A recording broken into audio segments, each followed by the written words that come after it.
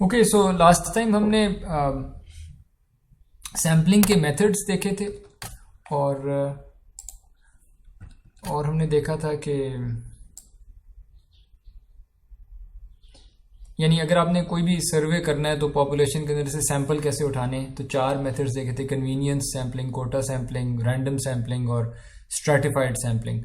और हमने ये देखा था कि सैम्पलिंग के मेथड में रैंडमनेस लाना बहुत ज़रूरी है, ताकि अगर कोई भी बायस है, आपके लोगों को सेलेक्ट करने के तरीके में कोई भी अगर बायस है, तो वो बायसेस कैंसल आउट हो जाएंगे अगर आप रैंडमली लोगों को चूज़ कर रहे हैं। तो ये जो रैंडम सैम्पलिंग और स्ट्रैटिफाइड सैम्पलिंग थी, इसके अंदर रैंडमनेस थी, तो ये बेस्ट तरीके हैं सैंपल उठाने के। फिर हमने कहा था कि जब कोई भी सवाल पूछा जाए, किसी भी चीज़ के बारे में देखा जाए कि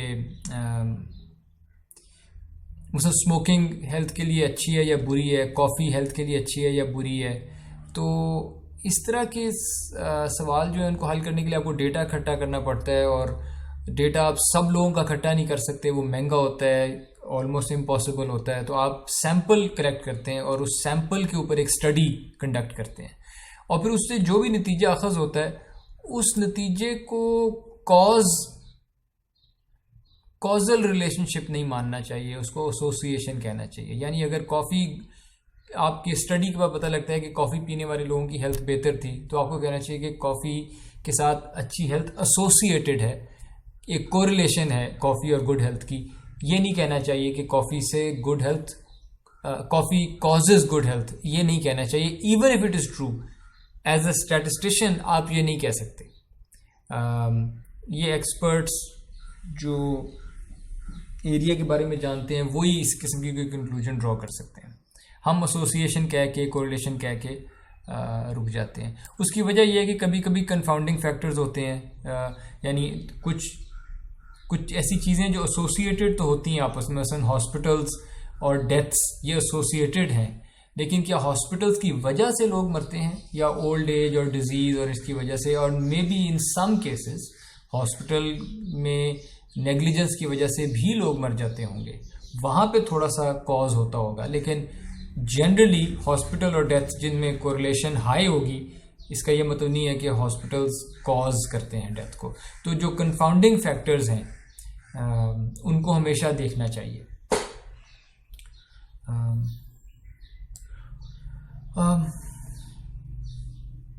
और हमने एक ऑब्जर्वेशनल स्टडी भी देखी थी कि अगर आपने ये मालूम करना हो कि कॉफ़ी हेल्थ के लिए अच्छी है या बुरी है, तो कुछ लोग कॉफ़ी पीते हैं और कुछ लोग कॉफ़ी नहीं पीते। तो ये ग्रुप्स पहले से बने हुए हैं, आपने कोई नया एक्सपेरिमेंट नहीं करना। यानी ये एक्सपेरिमेंट मुआशरे में वैसे ही हो रहा है, कुछ लोग कॉफ़ी पीते हैं, कुछ लोग कॉफ़ी नहीं पीते। तो ये ग्रुप्स तो बने हुए हैं और आपने इन ग्रुप्स को सिर्फ ऑब्जर्व करना होता है। इसको कहते हैं ऑब्जर्वेशनल स्टडी। ठीक है। तो जो लोगों की हैबिट्स होती हैं, मसलन और स्मोकिंग हो गई, कॉफ़ी ड्रिंकिंग हो गई, इस तरह की जो और हैबिट्स हैं, इनका एक्सपेरिमेंट माशरे में वैसे ही हो रहा होता है, आपने सिर्फ ऑब्जर्व करना होता है। इसको ऑब्जर्वेशनल स्टडी कहते हैं। और ऑब्जर्वेशनल स्टडी में भी आपको ख्याल रखना चाहिए कि कंफाउंडिंग फैक्टर्स जो हैं उनको ढूंढने की कोशिश करें, ताकि आप जो भी नतीजा अखज़ कर रहे हैं वो कंफाउंडिंग फैक्टर की वजह से अफेक्ट ना हो रहा हो। ओके, और हमने ये देखा था लास्ट टाइम कि 1954 में जब पोलियो, जिस तरह आजकल कोविड ने दुनिया बदल के रखी हुई है, 1950s और उससे पहले polio was a huge problem. It was a killer, and more than a killer, वो पैरालाइज कर देता था, और वो भी बच्चों को ज़्यादा टारगेट करता था। तो it was a huge problem. तो 1954 में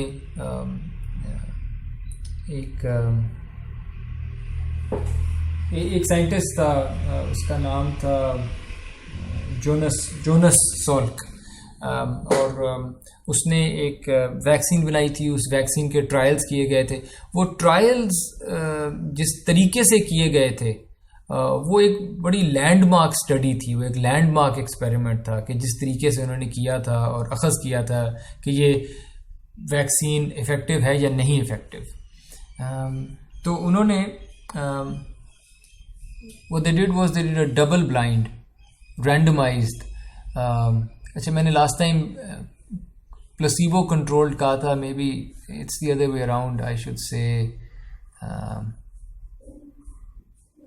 उन्होंने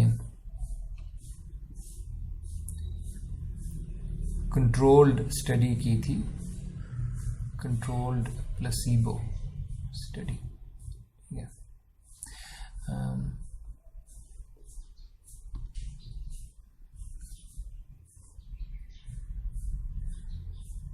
और एक्सपेरिमेंट इस तरह से कंडक्ट हुआ था, उन्होंने कोई 2 लाख बच्चे चूज़ किए, अप्रॉक्सीमेटली 2 लाख, ठीक है,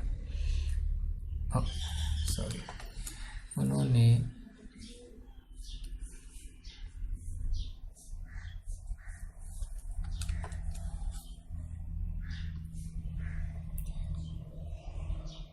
अप्रॉक्सीमेटली 2 लाख बच्चे चूज़ किए दोनों ग्रुप्स में, ठीक है। नंबर्स फ़र्क थे, बराबर नहीं थे, लेकिन अप्रॉक्सीमेटली 2 लाख थे दोनों में, ठीक है। जो ट्रीटमेंट, एक ग्रुप का नाम रखा ट्रीटमेंट ग्रुप, दूसरे ग्रुप का नाम रखा कंट्रोल ग्रुप। ट्रीटमेंट ग्रुप में जो बच्चे थे उनको वैक्सीन दी गई, और जो कंट्रोल ग्रुप में बच्चे थे उनको वैक्सीन नहीं दी गई, उनको बस एक ऐसी चीज़ दी गई जिससे ना कोई फ़ायदा था ना कोई नुकसान था, लेकिन उनको बताया नहीं गया। कंट्रोल ग्रुप के बच्चों को यही इंप्रेशन दिया गया कि आपको वैक्सीन दी गई है, ट्रीटमेंट ग्रुप के बच्चों को भी यही इंप्रेशन दिया गया कि आपको वैक्सीन दी गई है। यानी ये जो 4 लाख बच्चे थे मिला के दोनों ग्रुप्स में, as far as the kids were concerned, they thought that they were getting the vaccine, ठीक है, इनमें कोई फ़र्क नहीं था, ये सारे समझ रहे थे हमें वैक्सीन मिल रही है, पर आधों को असल में मिल रही थी। और इस तरह की कोई चीज़ देना जिसका ना कोई फ़ायदा है ना कोई नुकसान है, जो एक्सपेरिमेंट को बिल्कुल चेंज नहीं करती, इसको प्लेसिबो कहते हैं। प्लेसिबो इसलिए कहते हैं क्योंकि sometimes the idea of getting treatment can produce good results. कि अगर आप किसी को कहें ना कि मैंने तुम्हें दवाई दे दी और दवाई बिल्कुल फ़ायदा, ना नुकसान देती हो ना फ़ायदा करती हो, तो वो इस आइडिया से भी आप, that's just how the human mind works, कि उस आइडिया से भी आपकी सेहत पे फ़र्क पड़ जाता है कि मेरा कोई ख्याल रख रहा है। तो इसको एलिमिनेट करने के, प्लेसिबो का जो इफ़ेक्ट है उसको एलिमिनेट करने के लिए उन्होंने कंट्रोल ग्रुप वालों को भी इंप्रेशन यही दिया कि आपको हम दवाई दे रहे हैं, ताकि दोनों को ये इंप्रेशन जाए कि हाँ हमारा इलाज हो रहा है। यानी अगर सिर्फ ख्याल से ही ठीक हो जाना था तो वो दोनों ग्रुप्स को ख्याल दिया गया है, इन दोनों ग्रुप्स में कोई फ़र्क नहीं था। इन दोनों ग्रुप्स में अगर कोई फ़र्क था तो वो सिर्फ ये था कि वैक्सीन एक को दी गई थी और वैक्सीन दूसरे को नहीं दी गई थी, लेकिन ट्रीटमेंट का ख्याल दोनों को दिया गया था। ओके, तो एक तो ये चीज़ थी। दूसरा ये था कि कौन से बच्चे ट्रीटमेंट में गए और कौन से बच्चे कंट्रोल में गए, ये चीज़, ये रैंडमली सिलेक्टेड थे बच्चे, ये बच्चे रैंडमली सिलेक्टेड थे। क्योंकि अगर इसमें कोई बायस होता कि फॉर एग्जांपल अगर ट्रीटमेंट ग्रुप में अमीर बच्चे चले जाते, ये मेरा आप लोगों से सवाल है, अगर ऐसे हो जाता कि ट्रीटमेंट ग्रुप में ज़्यादा अमीर बच्चे चले गए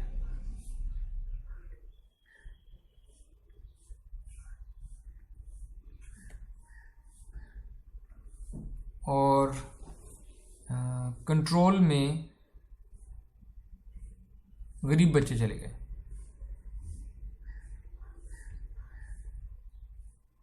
तो क्या फ़र्क पड़ेगा?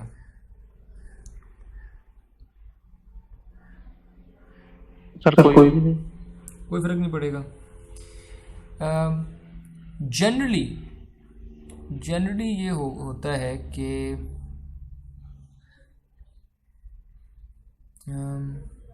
अब मुझे पोलियो के केस में तो याद एग्जैक्टली नहीं पता, लेकिन पुअर किड्स, ये वैसे दोनों तरफ जा सकती बात, लेकिन पुअर किड्स जनरली उनकी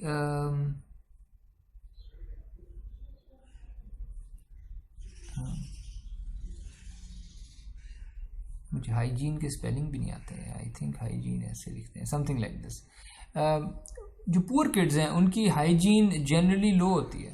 रिच किड्स वो ज़्यादातर ज़रा साफ़ इलाकों में रहते हैं, उन्हें ज़्यादा एक्सेस होगी साफ़ पानी की एंड एवरीथिंग, तो इनकी हाइजीन ज़रा सी बेहतर होगी।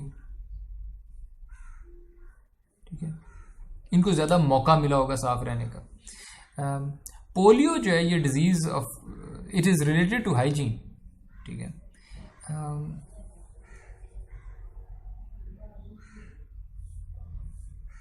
तो डू यू थिंक इस बात से कोई फर्क पड़ता होगा?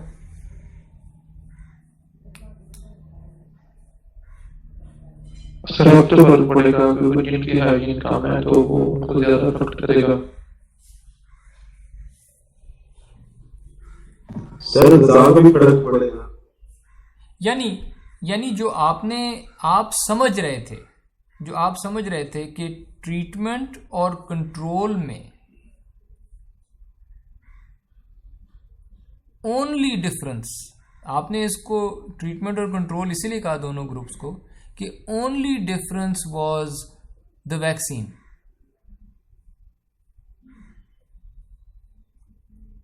लेकिन अगर ट्रीटमेंट ग्रुप आपने अमीर बच्चे ज़्यादा रखें और कंट्रोल में गरीब बच्चे ज़्यादा रखें, तो ये बात तो झूठ हो गई कि only difference was the vaccine. No, ये तो गलत हो गई बात। ट्रीटमेंट और कंट्रोल में हाइजीन का भी फ़र्क था फिर, और उसकी बेस पे कौन से बच्चों को ज़्यादा वैक्सीन इफेक्ट करती, कौन को नहीं इफेक्ट करती, वो सब मिक्सअप हो गया, कंफाउंडिंग फैक्टर हो गया ये। ठीक है, लेकिन अगर आपने बच्चे रैंडमली सेलेक्ट किए होते तो फिर रिच और पुअर का जो मिक्सचर है वो ट्रीटमेंट ग्रुप में भी उसी तरह का होता और कंट्रोल ग्रुप में भी उसी तरह का होता। ठीक है, तो इज दैट पॉइंट क्लियर कि रैंडमाइज्ड होना चाहिए ट्रीटमेंट और कंट्रोल ग्रुप में जो सिलेक्शन है वो बिल्कुल रैंडम तरीके से होनी चाहिए। Is that clear? Yes sir. Great. तीसरी चीज है इसका स्टडी का, why doesn't the colour change, तीसरी चीज थी इसकी डबल ब्लाइंड होना। यानी डबल ब्लाइंड से मतलब ये है कि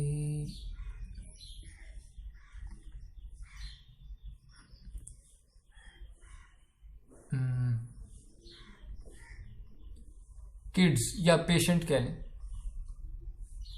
patients did not no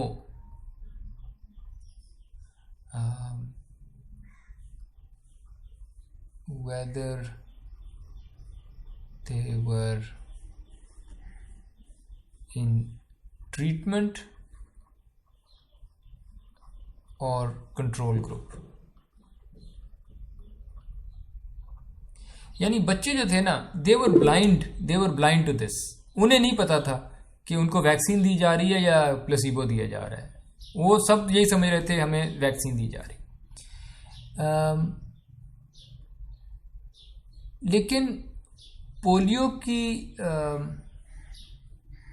detection ये किसने करनी है? कौन डिटेक्ट करता है कि पोलियो है जिसको, या कोविड के टेस्ट होते हैं, कौन बताता है कि जी आपको कोविड है? बताइए।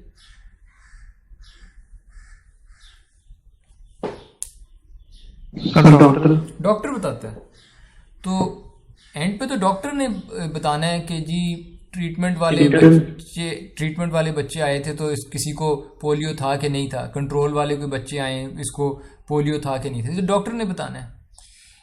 तो डॉक्टर्स को भी नहीं बताया था।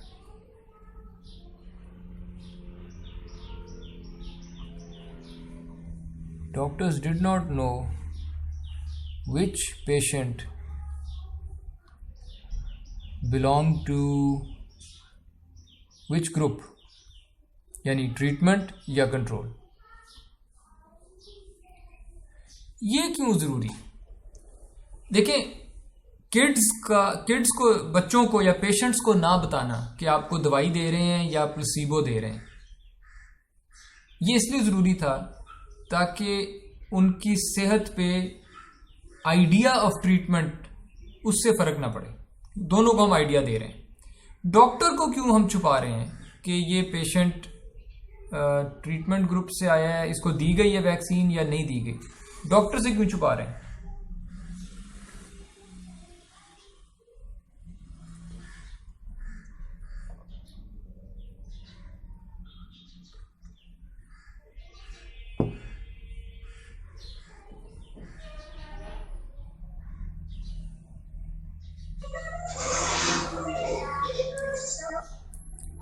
इसलिए क्योंकि polio is not easy to diagnose.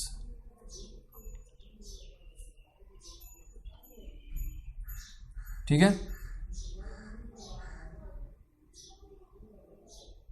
ठीक है, polio is not easy to diagnose. तो अगर लेट्स से कोई बॉर्डर लाइन केस है तो डॉक्टर क्या करेगा?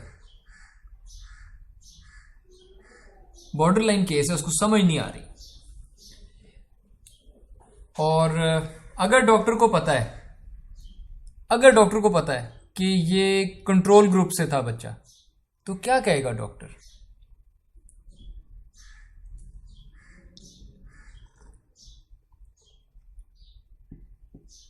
बॉर्डर लाइन केस है, डॉक्टर को 50-50 लग रहा है, शायद पोलियो है शायद नहीं है, और आप उसको ये भी बता देते हैं कि बच्चा कंट्रोल ग्रुप से है, इसको हमने वैक्सीन नहीं दी थी असल में।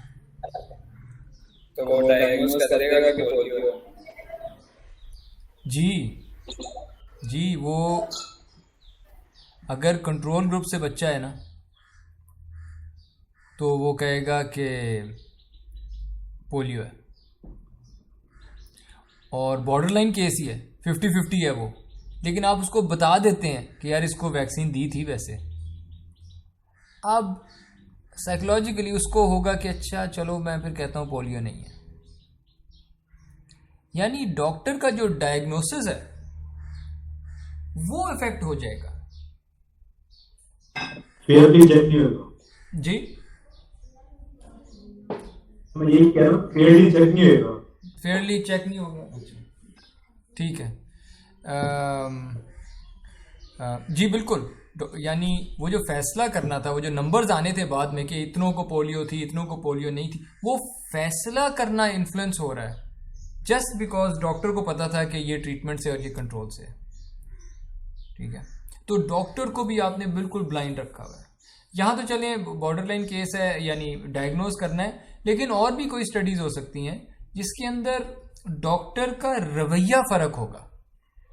अगर डॉक्टर को पता है कि ये ट्रीटमेंट वाले हैं, डॉक्टर हो सकता है उनके साथ सिंपथी ना रखे, और जिनको साथ आपने धोखा किया हुआ है कि ये कंट्रोल वाले, इनको तो दवाई दी नहीं, डॉक्टर उनको हो सकता है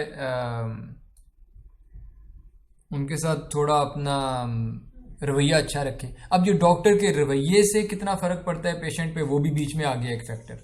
हम तो सारे फैक्टर्स को एलिमिनेट करना चाह रहे थे। हम तो कह रहे थे the only difference between treatment and control should be the vaccine, बस। तो इसलिए ये डबल ब्लाइंड एक्सपेरिमेंट किया जाता है, ना पेशेंट किसी आउटसाइड चीज़ से इन्फ्लुएंस हो अदर देन द वैक्सीन या अदर देन द मेडिकेशन, और ना ही डॉक्टर किसी आउटसाइड चीज़ से इन्फ्लुएंस हो अदर देन द वैक्सीन। ठीक है, या doctor other than the fact के सारे मतलब पेशेंट्स हैं उसके लिए। ठीक है, तो इसे कहते हैं double blind randomised controlled experiment. ठीक है, जिसके अंदर आप प्लेसिबो भी यूज़ करते हैं। ठीक है, तो जब भी आपने इस किस्म के सवाल आंसर करने हो ना कि कोई दवाई आई है मार्केट में, तो वो दवाई इफ़ेक्टिव है कि नहीं इफ़ेक्टिव, वैक्सीन आई है, वैक्सीन इफ़ेक्टिव है कि नहीं है, आजकल कोरोना की है, कोविड की, इफ़ेक्टिव है या नहीं, तो double blind randomised controlled experiment. अगर आप गूगल करेंगे कि कोरोना की वैक्सीन, मसलन काफ़ी वो कंट्रोवर्सी भी उठ जाती है, कई लोग कहते हैं हमने तो वैक्सीनेशन करानी नहीं है, वैक्सीन पता नहीं इफेक्टिव होती है कि नहीं होती, ये तो इन्होंने बहुत जल्दी बना ली है, वैक्सीन को तो 10 साल लग जाते हैं आते आते। हमेशा बड़ी कंट्रोवर्सी होती है, हर किस्म की वैक्सीन पे होती है। पाकिस्तान में तो पोलियो की वैक्सीन पे अभी तक कंट्रोवर्सी है, which is probably why Pakistan से पोलियो इरेडिकेट भी नहीं हो सका अभी तक। पर हर किस्म की वैक्सीन पे हमेशा इस तरह की ना कंट्रोवर्सी आती है कि इफेक्टिव है या नहीं है। तो अगर आप थोड़ा गूगल करेंगे, अगर आप देखेंगे कि ये जो कोविड की वैक्सीन्स आई हैं, फॉर श्योर ये इनकी इफेक्टिवनेस की स्टडीज़ हुई हैं, स्टेटिस्टिकल स्टडीज़ हुई हैं, तब ही ये आई होंगी आगे, ठीक है, या इनकी स्टडीज़ चल भी रही होंगी। आई सजेस्ट कि आप थोड़ा सा गूगल सर्च करें और देखें कि कोविड की वैक्सीन को इफ़ेक्टिव या नॉट इफ़ेक्टिव कहने के लिए कौन से एक्सपेरिमेंट किए गए हैं, और आप देखिएगा कि क्या double blind randomised controlled study की गई है या नहीं की गई। ठीक है, ये आपके लिए मैं होमवर्क छोड़ देता हूँ।